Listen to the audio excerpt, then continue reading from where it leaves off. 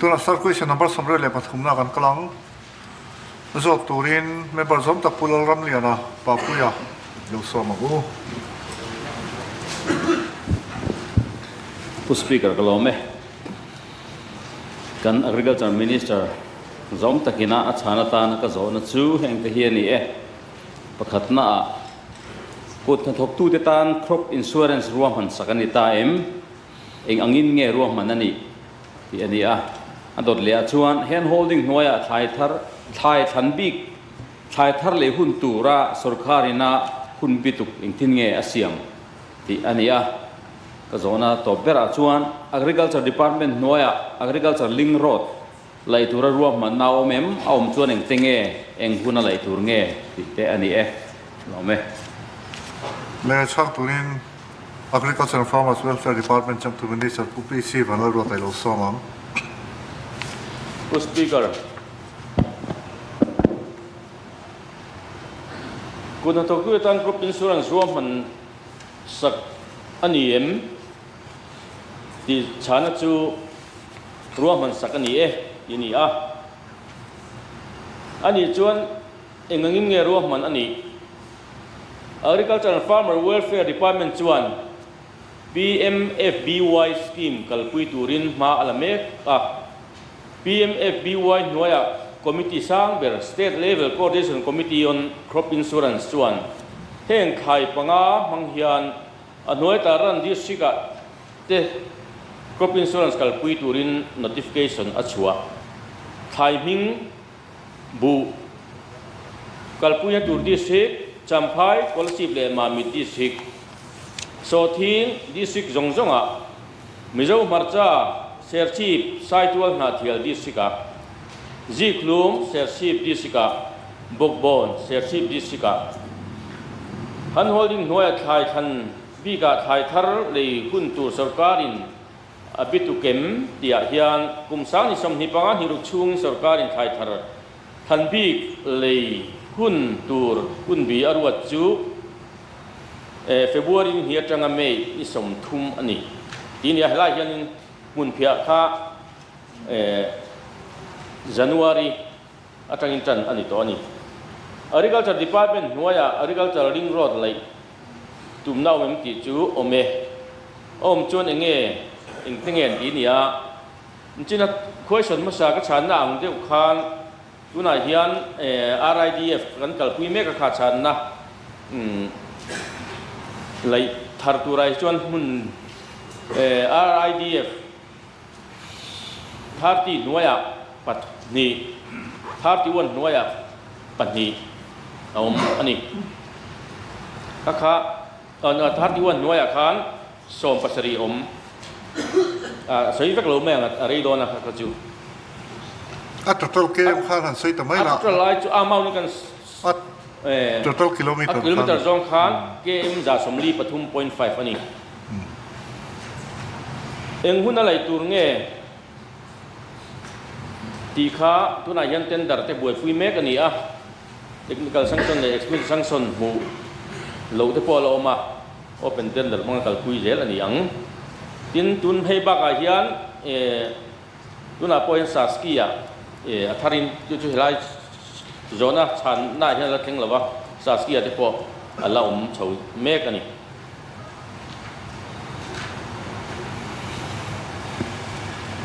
le Zawhbelhna zop turin member zom tak Lalmuanpuia Punte lo somam ne Zawhna nei tu kha kan mel dewa aphar mai lot Zawhna nei talo bakan ti dewa ne ale ani Zawhna nei ti lo somam Lalramliana papuia Chairman ne Speaker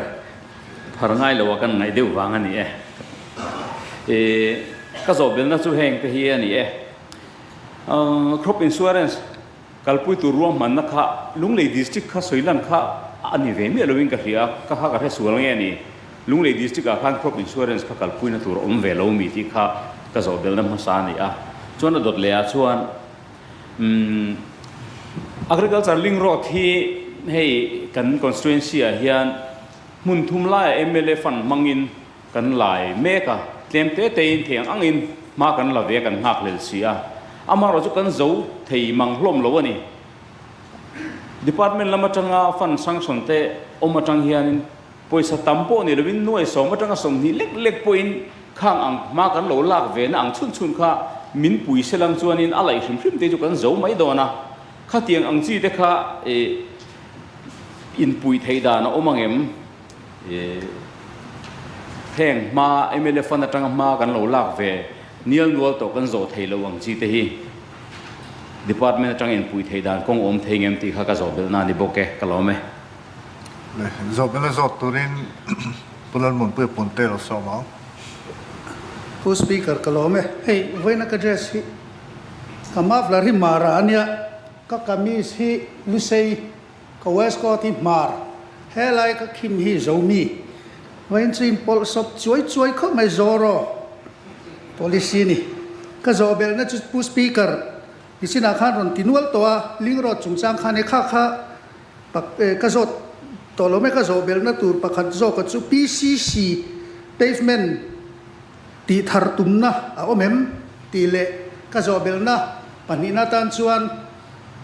Sawhthing lei turah ten daran ron chang tu te wi India lam hlir hin hina langa Bangladesh lam access tumna hi a omem omta sela Bangladesh vaile India vai hian in chu sela ret chu to chak khopina rin oma Bangladesh lam access tumna hi omem ti ka Zawhbelhna to lo me le Zawhbelhna turin member zom to puih H Lalzirliana lo somang pu speaker kan agriculture minister zom tak Chhanna ta na ka Zawhbelhna a chan nom ti zom tak tur kan zo tange all palm chungchang hi ani all palm a hian Mizoram hi kan che thakhopa notice a hian Assam ti lawa chuan a panina kan ni chuta po chuan Mamit district hi a contributor sangber kan ni abikin kabiel nalzol le darla hi athartamna ani kanzo hey national central lampuna pui ngai pui mo khopa scheme sang ana ya heng tang hian eng te hinge mo kan all palm grower te hi kan ti chua saka engza hinge mo kan pek ve to le national mission on edible oil all palm NMEO hian hi sang hi somni pakata launch cheng vai be sang khat za somli outlay sani a heta tang te hian engza nge kan all palm grower te hian an lo chan ve to pakhatna panina chuan sang ni le somni pali ni nga le somni patum ni ri chungkan engza nge Mizoram hian all palm hi kan thar chua ve reng chuan ka zona masaka central scheme atang khan engza nge kan all palm grower te hian beneficiaries te hian sumle pa hi an lo don ve to ti ani tin nichina kan ministry na ron soi thuak nabat atanga khami all palm ling road han siam na turah khan athar tam berkhua nalzol kong hi HFA ma pona sevek maya PMJSY ata chuan handa lu to ania amaro chu la khoi lei thei ani si lawa tun kum fur poin pur le via wani tractor ankal tak chuan engkung mai na dai si lawa hedatan hian engzange sumruahman ani nakin hunrei lote a hian all palm festival hina zola man ve te pokanda tum dona chuta chuan kan minister zong take min man puyenga bru khuania Rajiv Nagara kormoy kan pek ang bokhan bru kormoy kan hak ti don cheni ti te ka zona ni lo me le chang turin agriculture and farmers welfare minister PPC vanoro de lo somang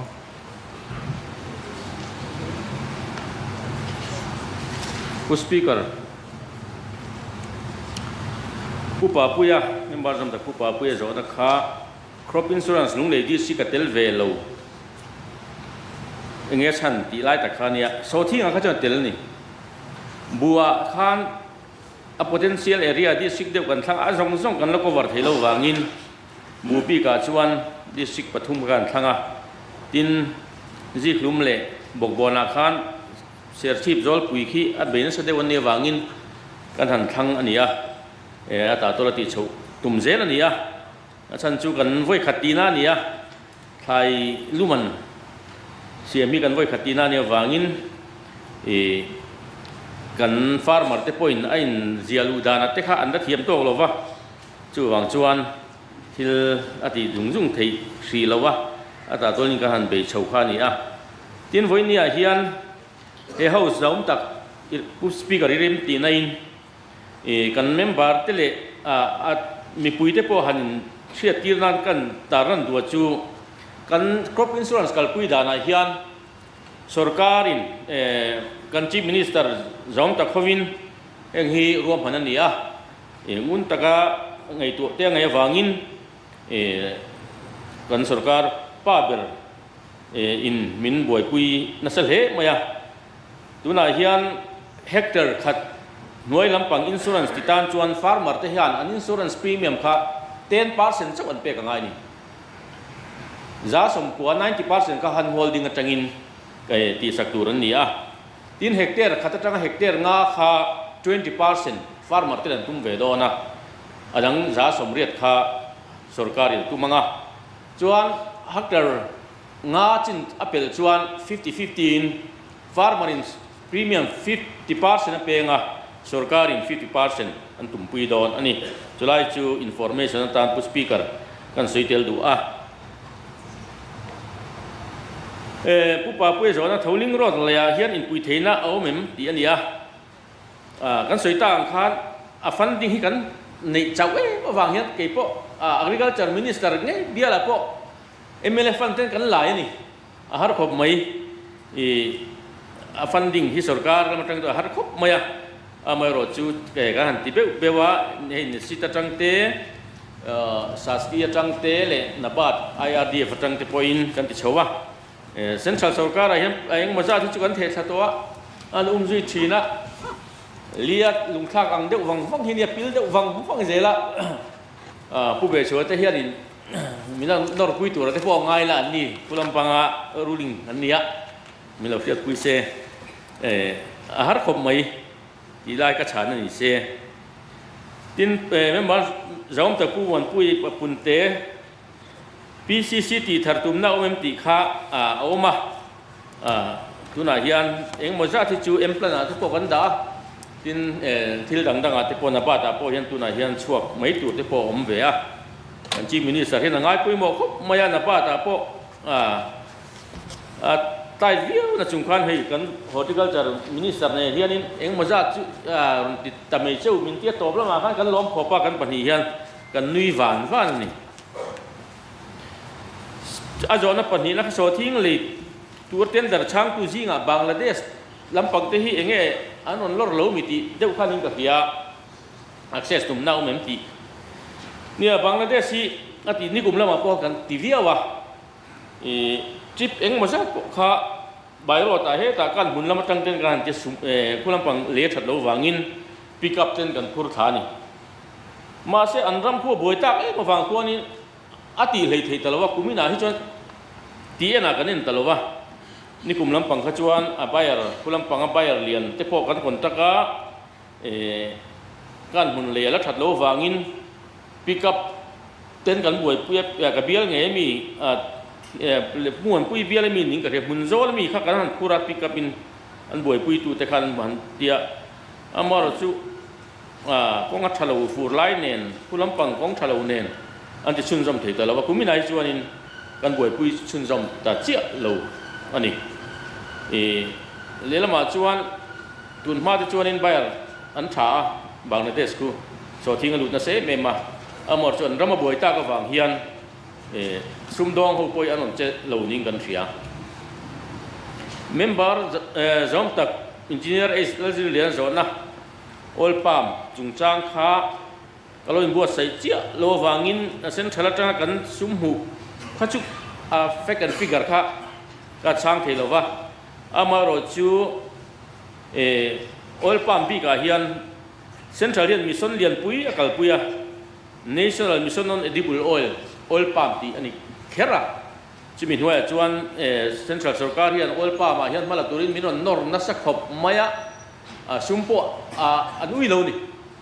อามารถชูเองติกไลหมดทั้งที่ข้างโอลป้ามสินนมนั่นแหละเองนี่ environment concern ที่ละเองมันเนวติสวยออกมาวางินมีตั้งแต่อันทีมเดิมกันเสียโอลปามฮีกัลปุยจากกันตุนะอะไรที่อาชาตินอินเดียรัมสกาฮีเอดิบุลออยล์โอลปามดังๆอ่ะพอเฮียนก็ยินตัวเดลเวเมื่อจู่บางจนซุ่มมิชชั่นเฮียอินเดียสกาเซ็นทรัลมินิสทรีอารอนดินันเนี่ยตุนะเฮียนชิมละมาเลมามิดเลพอลซีดิสิกาเฮียนกัลปุยโฉมเมกันเนี่ยอบิกตะกินชิมลำปังลงใต้ดิสิกโซเลยลุงเลยดิสิกจะกันกัมเปญนะไอ้พวกนี้กลุ่มข้างกัมเปญห้องเต้นกับวักกะละรำจีนเทนฮีกันในเฮียต่ำหรอวะโอ้ยป่ามีน่าจะว่าจีนเทพวกนี้หรอวะตุนายเฮียนมิจฉาจะจง 3.6% บ้าที่โอ้ยป่า potential กันในโลนี่จีนเทนมุ่นนี่จู่วางจวนโอ้ยป่ามีกันให้มีกันจีนเทนให้มี 3.16% เวลาจวนจริงที่ละจวนนี่ที่ขัดเทียจวนกันโหลดกิ้งฟิลกันดีงะกันฟาร์มเต็มปนจะมีเนี่ยวังจวนตัวนักกัน potential area ในจีนที่จูจริงตัวรินสกามี point มากกันเฉาเมกันเนี่ยจันปุยนะฟาร์มเต็มจันปุยนะโลนั้นโดนจัดเละที่ดังนั้นที่เขาจูฟิกเกอร์เจ้ากับไปที่เรามินเราจะเตรียมเซอามอร์สกาเฮียนกันฟาร์มที่เฮียนจันปุยนั้นตรงนั้นเสียตุนไฮไม่พออันจีนกันสุดท้ายเนสิตโดนนั้นเนสิตา PCC pavement หุ่นยังมาจากไวเบลเชสสมทุ่มจวงกันตีสักโดนนี่กันเนี่ยมินเป็นนี่ตีข้าก็ชานเทโตนี่เซกโลเบสปีกเกอร์ผู้สปีกเกอร์ล็อกวินโดว์เทียมดาข้ามีเนี่ยอันเบนฟิตโดนแต่ก็จูเจียกอินมินเป็กที่ชวนขลมเล่งตินกันทาร์ชัวจ้ามิโซรัมปุ่มปุ่นสังนิสมนิปทุมนิลีเละตัวนั้นนิลีนิงาคัลเมกะกันทาร์ชัวจ้าพวกข้าเจียกมินเป็กที่ชวนริโกตันในเวตันกันเดลนี่ตินข้ามีโอลปัมลิงโรดนับาดเละข้ามีอะไรเองเราเวลาเนสิตกันเตียมีถ้าจะจ้างขันนาลโซลคงข้าอัตเตลเวนที่ข้ากันโซเตลบกก็ตักแต่คันมินิสเตอร์ยังจะเอกล็อกเสละผู้สปีกเกอร์สังนี่เลยสมนี่ปลีเลยนี่งามทาร์ชัวจัดเจ้าเขียดทาร์ขบมากันดิป้ามีลำปังจวนขลายค่ะดาต้ากันเราในเรานี่พอยน์กดเรสตุนักวันกดเรสบุกวันเนี่ยคนกดเรสคอมพานีพวกนั้นรีคอร์ดเฟลต์กันในกระดิ่งอ่ะทีนชิมลำปังอาส่วนส่วนตุนมาprocessing ติดตัวรัก company ตีข้าอันติดไทยตลอดว่าตุนหายันปัตตันจลี company in อัน company ขันเลี้ยชงนินกันเทียปัตตันจลียันตุนหายันลงใต้ได้ไม่อาส่วนอันหลายมุกตัวอันวันนี้จะข้าพิจารณาที่พอมีหนุนทนาอับันที่พอนพุ่นตัวนี้ processing เนี่ยตุรค่ะจุกัลปุยเมกันเนี่ยสลัมฟังอาส่วนเองมันจะอะไรปุยทิ้งตัวเส้นโดนะขันลมสีเหลวกันเนี่ยลงกายดิสิกเลยลุงเลยดิสิกละมาส่วนจู่ตัวนายเฮียน processing กัลปุยเมกันเนี่ยกันนอร์นาวิาวะรังแทงเบราprocessing unit ติตูรินไปตูรินกันนอร์อันมันเนี่ยจะพอเมื่อวันนี้เฮียนกับว่าเบเดอุเรงอ่ะเงี้ยฉันจินเตปมีรอนอัปเดตเจล่ะจู่บางส่วนทุนหุ่นจังไรเราเตะเฮียนชิมละมาพอ processing กันในชาวเทจวนดูนักการฟาร์มคงไอ้ทักราเส้นเทตัวสีขันนั่นในสีเหล่าโซ่เอ็งว่าจะทำมาส่งที่พอสดขันที่ตัวง่ายละจู่กันเมมเบอร์จะอมตะกูอินจิเนียร์ผู้จีระพกข้าขลายกันดาต้าในอย่างเตะเราเชื่อกันตุ้มดอนเนี่ยนาโซลข้าตุนเนสิตาข้าเตลเจอิงกับเขาว่านาโซลบิ๊กตะกุจูPMGSY อาคารินเตลตูระรัวมันนะกัลไลเนี่ยวางินตัวนักการหันตีบิ๊กฮิจูมุนลาเป็นเลชันขัดเนี่ยอันนั้นโจลบิ๊กฮิจูอักขัวอังโจงปี MGSY กัลปุยเทตุระมาลักนักเมกันเนี่ยวางินกันเตลเจ้าปนกับเทตลาวแล้วกัน House Leader in ใส่ดูเนี่ยเราส่งเนี่ยผู้สปีกเกอร์ก็เราไหม ling rod hi kan ma mo na alo la sang khop maya chu wang chuan horticulture hian ling rod laihna turin nuai sang thum kan ruahmanna agriculture nuai sang thum bok kan ruahmanna tin oil palm rod big ling rod tina tur hi kan duai tam kan da prime minister in angai poimo a kan donor minister in angai poimo boka wangin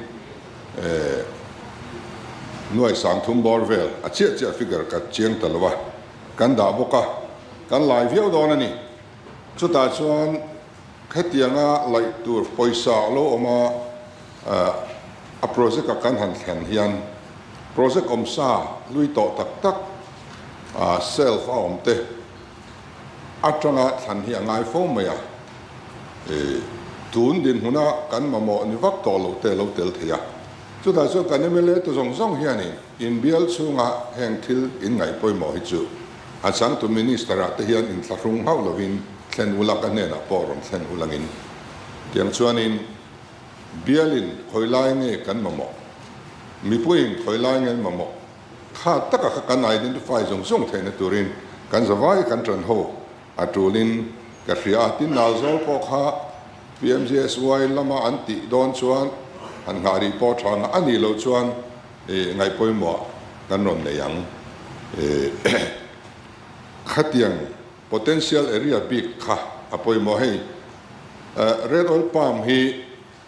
kan sarkarina contract farming ati masakber kan legislate ngat ania arei to Mizoram hi mun thuma thren ania tisuan helam pangchang tu Godres company chau hi tuna buk van nemi ko an function ta a kupo khu rei tak an function le theilova a capacity utilization te anyam ema asan so raw material kan supply theilova tina huna support price te pek anilo fo bok thina mani khang ka juk lo a alo thato kho maya an production po lo sang le to maya alom oma simlama company pani khan amil kha din turan nian din theitalo ve ni chumian e wang chuan so lama ching thon ti mai langin khatiang khan an oma poi le a tu na hian patanjali hianin anron be chho ve le a hei hi chimlama mil pakhat kan nei le chuan kan zia om tura ngai ta ilangin tiang chuanin heng kan han Sawhthing ti te le tiang ba ka hian kuwa te thlengin he processing te po kan han nei chho zela tin Mizoram te po ginger capital la puan te kan han ni hiala aman san deuh hun nga tlang kan ti mai ania